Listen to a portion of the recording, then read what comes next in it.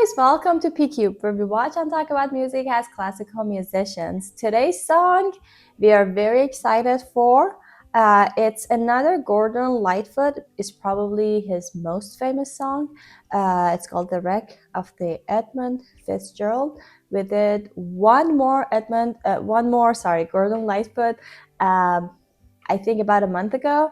We can link that here for you guys. But after that, so many of the comments and also some of our supporters on Buy Me a Coffee requested and suggested this song. So this song is from Mike and Mark L, actually two of our supporters. So thank you guys for your support and for your suggestion. And thank you guys, all your comments basically directed us to this song, but we never had a chance earlier than today that actually sit down and listen to this because we had so many other great bands and singers. But today is the day that we are going to listen to his most famous song. We read a little bit about it because I had heard that it's from an actual true story. So we wanted to just make sure that is, and it is, from a ship called Edmund Fitzgerald that it had a wreck in 1975 and 29 of the crew members were unfortunately lost. So this is kind of like a song that tells us the story of that. We read the lyrics, so we are not lost. I feel like this is one of the songs that you kind of have to know. It's more like that because of the theme and the story behind it. So we went ahead and cheated and did that. But now we are excited to see how the lyrics are gonna match with the song and what instrumentation they're gonna use, what kind of basically arrangement they're using. We haven't heard even a little bit of it. So here we go. We can get it started now.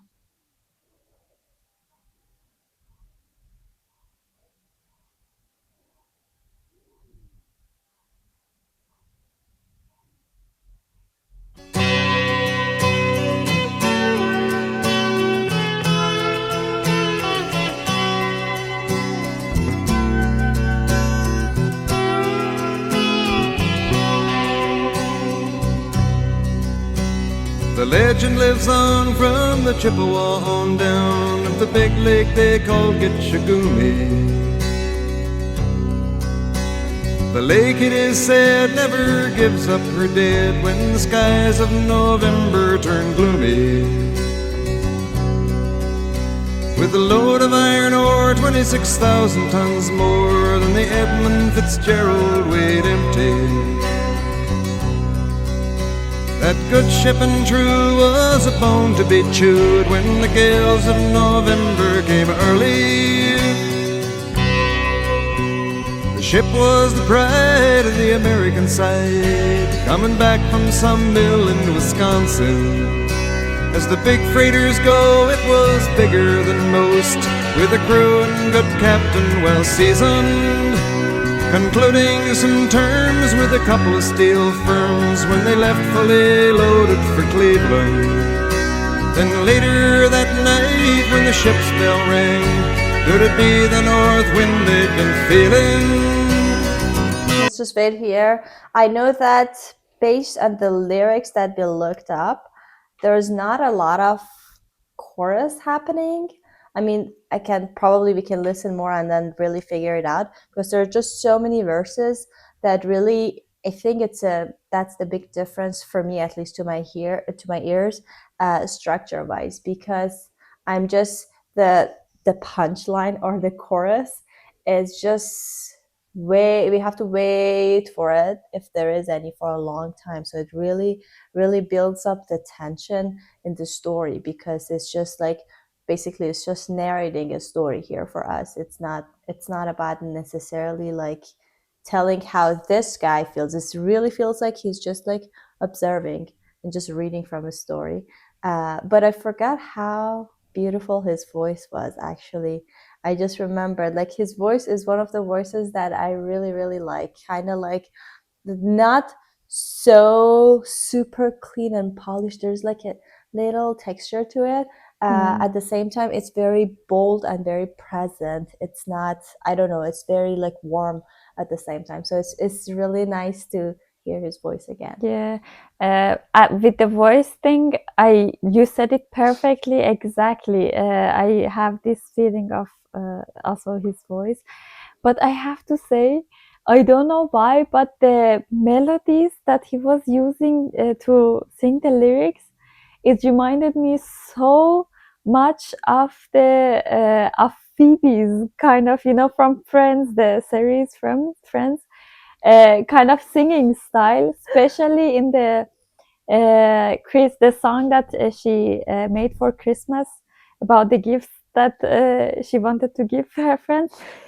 Because I mean, that's for fun, and to make it more funny, that she uses so many big jumps, or so many big, like, from going from high to low to, like, I don't know, choose the next syllable or the next word very low, or very, just use unexpected kind of intervals in her style of singing. But he was also doing the same thing, and I was like, it's not in the if your mindset is not in the comedy kind of concept, it's actually really interesting, and it's really beautiful what he was doing. But especially when he was at the end of some of his sentences, he ended up with a very low note, and I was like, oh my god, that's exactly Phoebe in, I think, in the Christmas song. It's interesting that it reminded me of that, and it's very funny. Yeah, and we can look at the chords in a bit, because I think the choice of the chords are also like somewhat responsible for what you're. I mean, I know it's a melody line, but sometimes at the end of the phrase, it's just like on the last note, the chord changes, so the harmony actually shifts in. Like, I don't want to say weird, because it's not that weird, but it's just like toward the end of the phrase as well. So maybe that's why, like, you also feel that, but we can definitely look at the chords later on. So let's just go ahead and listen. Been feeling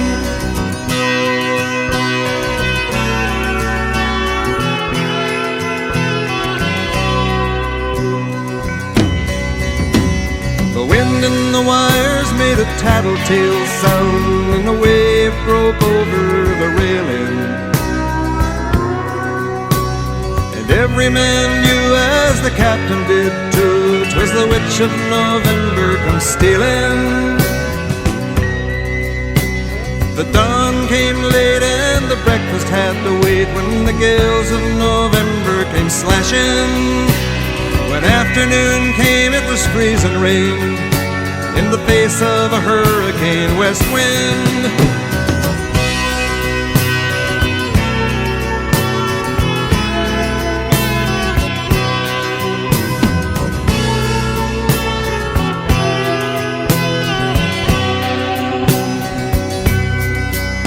When supper time came, the old cook came on deck, saying, fellas, it's too rough to feed you.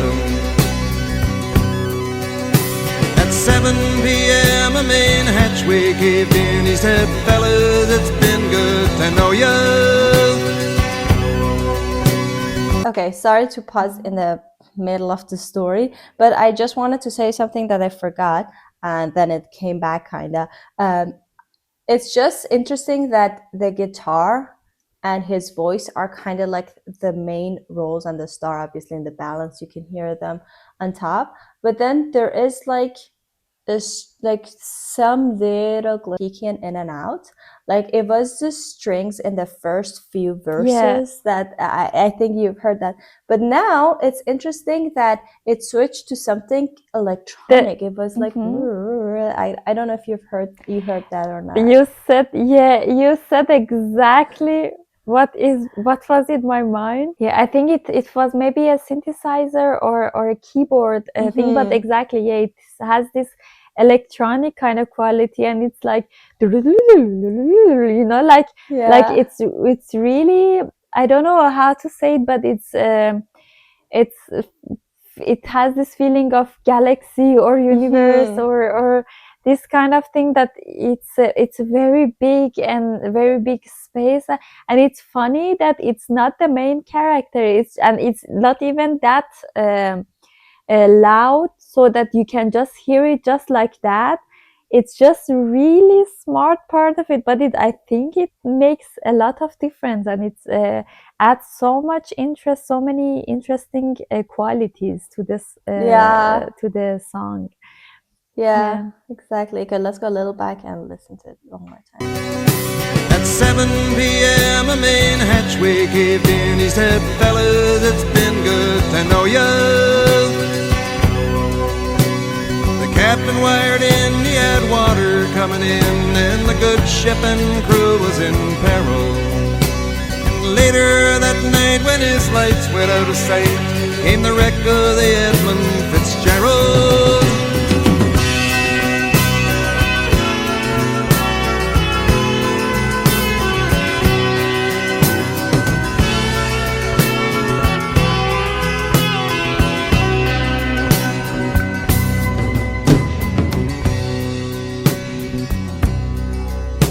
Does anyone know where the love of God goes when the waves turn the minutes to hours?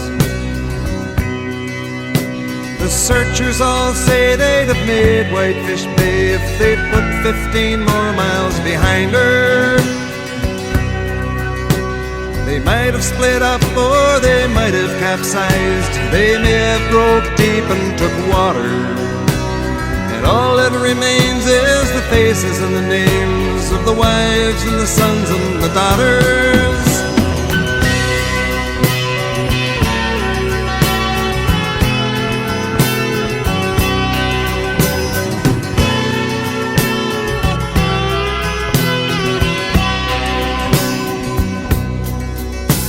Lake Huron rolls, Superior sings in the rooms of her ice water mansion.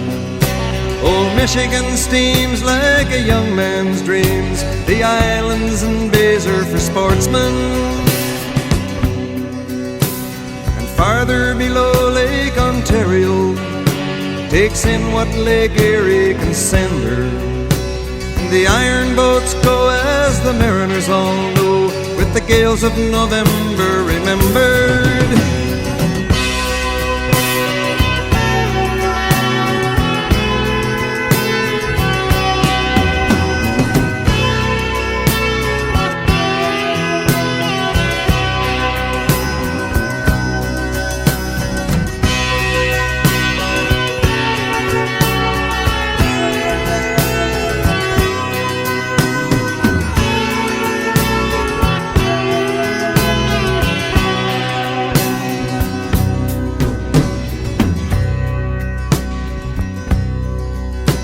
In a musty old hall in Detroit they prayed in the Maritime Sailors' Cathedral. The church bell chimed till it rang 29 times for each man on the Edmund Fitzgerald. And the legend lives on from the Chippewa on down of the big lake they call Gitchagumi. Superior, they said, never gives up her dead when the gales of November come early.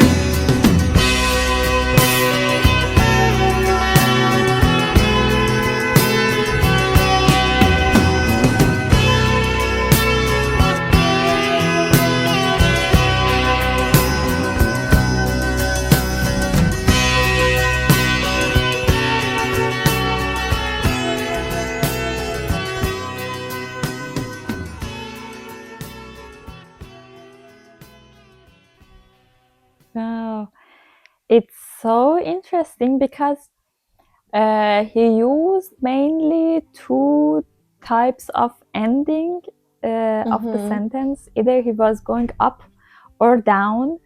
And during the whole song, every time he was going up at the end of the sentence, I was like, I have this feeling that, okay, yeah, it's a story and I want to know the rest, and it makes me want to, it makes me feel that it's not finished and it has a continue to it, and I have to wait until the next sentence. And then every time he was going down, I was like, okay, yeah, now one part is finished, one part of a story or a phrase is finished. And the interesting thing that is that he finished with going up. You know, the last sentence that he said went up, and I was like, oh, okay, there will be a continue to the story, but then there was nothing. And the more interesting thing was that the last 2 or 3 sentences before this last sentence were going down, so it was like has this finish feeling to it, and then it was finished with a upper note. It was quite a surprise. And also I liked that in some parts, at least two times comes to my mind, that there was this electric guitar playing, kind of a solo playing as the bridge. And it was playing the same melody as the singer was singing. And one of these times, I don't know if it was also in the beginning, I didn't pay attention, but the last 2 times that it came, the first time, the ending of the sentence wasn't the same as the singer. And it was actually the kind of the end note was the thing that somebody would expect with this melody, like something like it was something that you expect that this melody would finish with.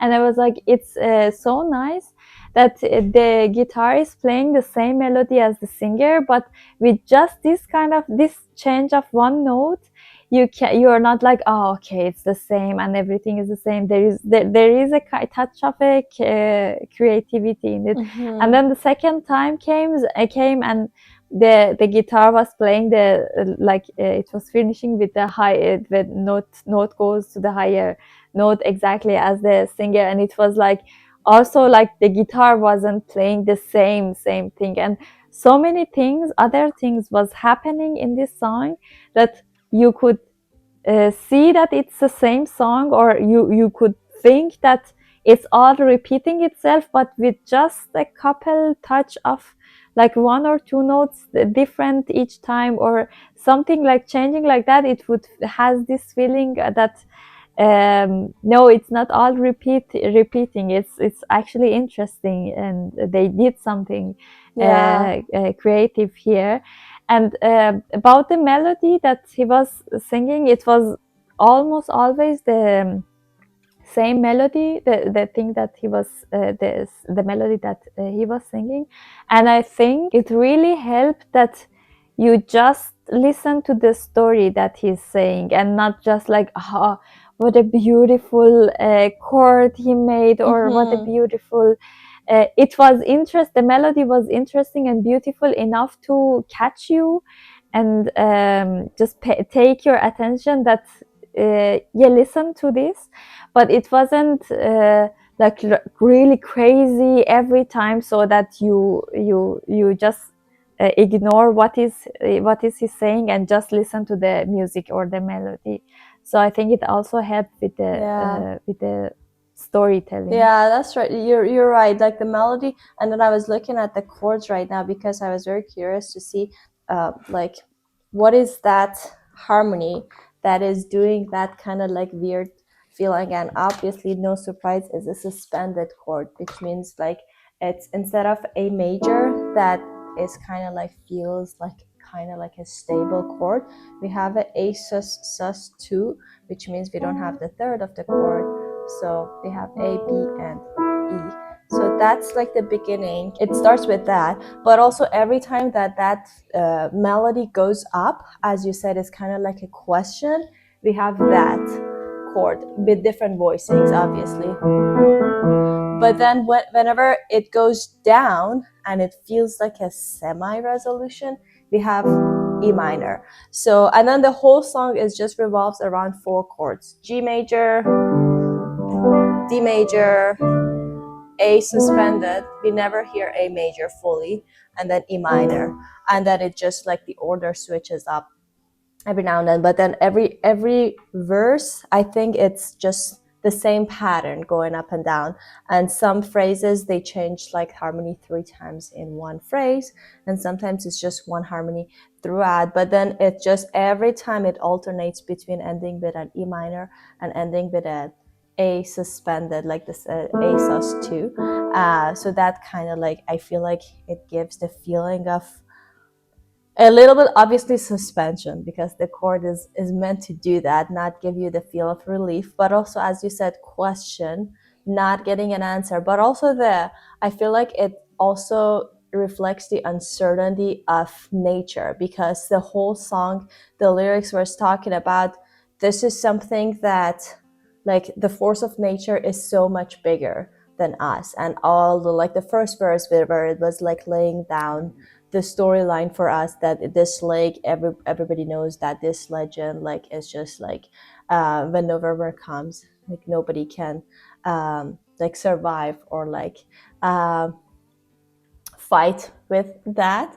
But then at the end, it kind of like repeated it in a different manner, so it just reinforcing that idea that nature is the bigger force than us. So I feel like using that suspension really like helps with like creating that feel of uncertainty and then not being able to conquer something. So that was also very, very interesting, that the choice of chord that matches the story and the theme of the song. So it was very different than what I expected. I was not, like, mostly because of the structure, I was not expecting such a, like, I don't think we heard a chorus, if I'm not mistaken. So it was just like a full story. It feels like you were just reading a novel, but with the music and with some rhyming. So it really, or it felt like even his delivery was, like, as you said, very like direct and to the point. So no big exaggeration in emotions or anything, or no big climaxes. So it was all about the story and then remembering what happened, and then like paying tribute, I guess, to the people who lost their lives. So it was very interesting concept and very interesting like arrangement to match everything to that theme and that topic. So yeah, that was definitely one of the more unique songs topic wise that we like listened here. Felt like a history class kinda, actually, but it was also very interesting musical wise. So yeah, finally we did that. We want to say thank you again to Mike and Mark L for requesting this song, but also to all of you guys that recommended this song to us in the other Gordon Lightfoot video in the comment section. We are still open to suggestion. If there's any other songs from him that you feel like it's worth listening and reacting to, we would be so happy to do so, because we love his voice a lot, and I actually love his genre. It's kind of like folk-ish, but at the same time a lot of like unique things that we heard in the last 2 songs. So we would be so open to explore him more, so let us know. But also don't forget to like this video and subscribe to our channel. If you want to support us more, there is a Buy Me a Coffee link in the description. We'll see you guys in our next video. Bye. Bye.